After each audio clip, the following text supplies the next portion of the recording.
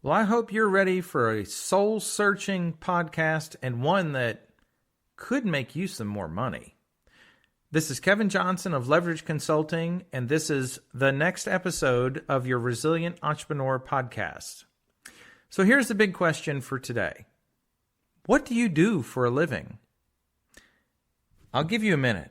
Well, I won't give you that long, but I'll give you a few seconds to think about that. What is your normal answer to that? What do you typically say to people? Do you say something where they kind of go, oh, okay? And I ask that question because oftentimes people have an answer, and it's an answer maybe that applies to their own field. Maybe it's for the people that they typically work with in their field. So, for example, if you're a builder, a dentist, an oral surgeon, you're an accountant, you're a lawyer, whatever it is, do you answer in a way that means something to the people in your field? Or do you answer in a way that means something to the people who ultimately are going to be your customers, your clients, your patients, whomever? So again, I ask you, what do you do for a living? And, even what I do for a living, it's interesting because in the last, 5 years, maybe 10 years, the term consultant has taken on so many different meanings. There are surgeons out there that hold themselves out as a consultant. There are IT professionals that hold themselves out as a consultant. There are so many different people, and oftentimes consultant can mean marketing. For what I do, oftentimes what I tell people is my goal for every client is that we work to lower stress and create more income. And oftentimes that will pique interest because people are interested in, well, how do we do that? I mean, let's face it. How many people do you know that say, that's it. Don't give me any more money. I have zero interest in more money. Most people, either you want to retire earlier, you have big why things that keep you up at night, you have kids that you want to put through school or college, you have all these different reasons, or you may want to retire early, but you have different reasons why you want more income. But we also want less stress. So we want to enjoy what we do for a living. We want to have time for vacations. We want to go home and be happy and look forward to going back tomorrow. That's less stress and more income. So those are two different things. And I do that working with clients as a coach, consultant, and an offsite CEO. That, in a sense, is what I do. Now, how I go about doing that and the detail behind it, I don't typically talk to people about unless it's something that they want to know more detail, or we're going to dive into a certain area, because really I can sit here and get into the minutia of things. And let's just face it, it can get pretty boring.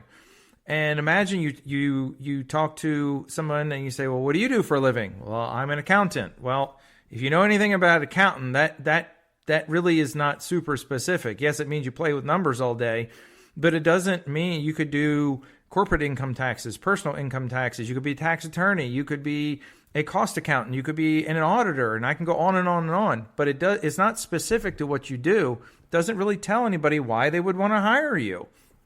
I could talk about an oral surgeon. Well, and many of the oral surgeons I know, they can be a little bit humble. I know they can sometimes be, they may not be super talkative. We'll just put it that way. Sometimes they're just not the most talkative folks in the world, a lot of it is because of their personality. They're oftentimes very hands-on and just want to fix things, change things. So imagine if an oral surgeon just said, I changed lives, which is true for many of them.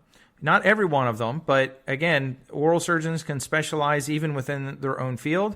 And if you know anything about cleft lip and cleft palate, oh my God. I mean, the things that they have been able to do for some of these kids, that changes lives. The ones that focus on orthodontic surgery, they change lives.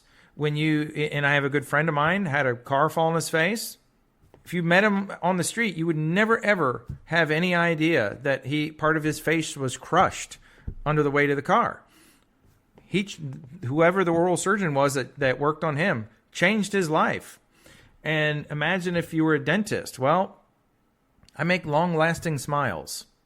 Okay, the rest of it, and I can use that one as a way, maybe even go back to the oral surgeon, where the question is, what do you really show people or demonstrate? So if you're the oral surgeon, it could be you show before and after photos of cleft lip, cleft palate cases.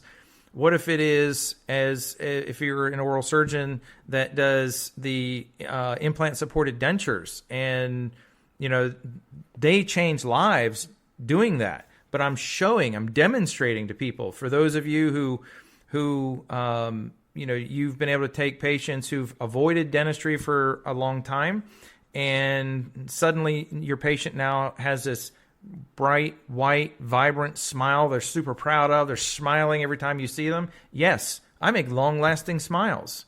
Okay? Imagine if you're a builder.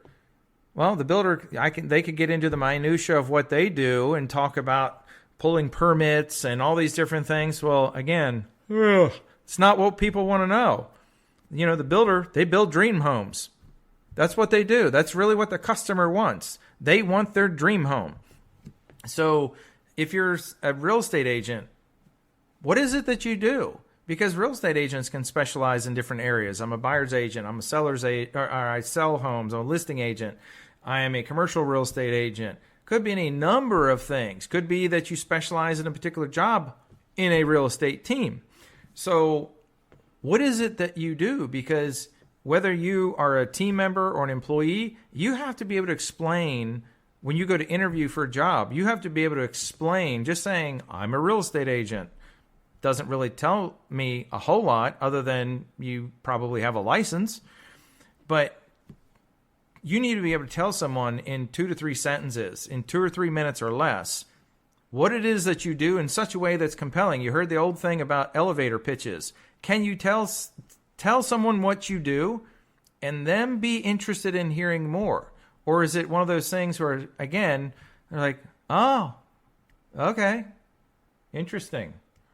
That's probably not someone who wants to continue to talk more about your job or what it is that you do for a living. So again, if you're a team member or you're a someone who's interested in interviewing for a job, you need to be able to explain to someone else what it is that you do. I still to this day remember having a conversation, and I didn't even at the time really know what I was saying or the impact of what I was saying, but I was talking to the person who's taught me a lot over the years about business and management and leadership and a number of other things. But I was talking to them, and this is back when I used to report to them, and we were talking about my job, and I think it was during a performance review or something, or a monthly meeting, something. And I said to her, well, really a lot of my role is just making you look good. And, now that I look back on it, imagine how if even 50% of the world looked at their job that way.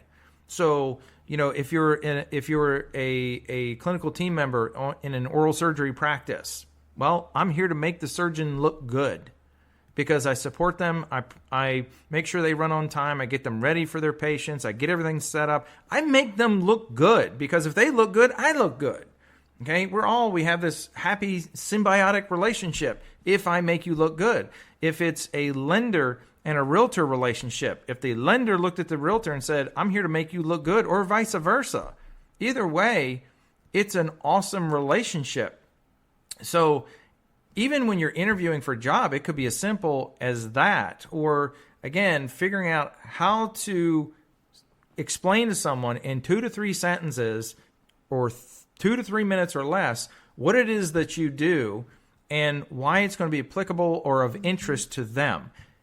When you're able to do that, as I said in the very beginning of this podcast, I can pretty much assure you your income's going to go up. If you can do this and master this, and I think once you're able to do this, it's beyond you even being able to do this and have people who are more interested in talking to you about what it is that you do.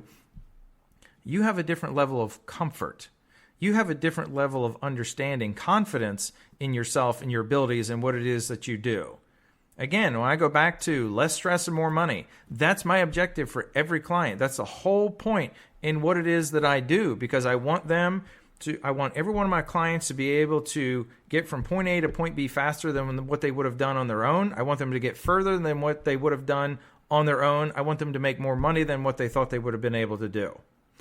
So you need to be able to do that same type of thing when you're interviewing for a job, talking to someone about a change in your position, or you're talking to someone who's interested in being a customer, a client, a patient, or whoever. Think about this, and this is one of those things you may need to sit down with your coffee on Saturday morning or use your drive to work and start mastering that one thing, because as I said, you will make more money if you master this one thing. That was your Resilient Entrepreneur podcast. As always, if you have content or ideas, if you love my podcast, shoot me a message. I'd love to hear from you.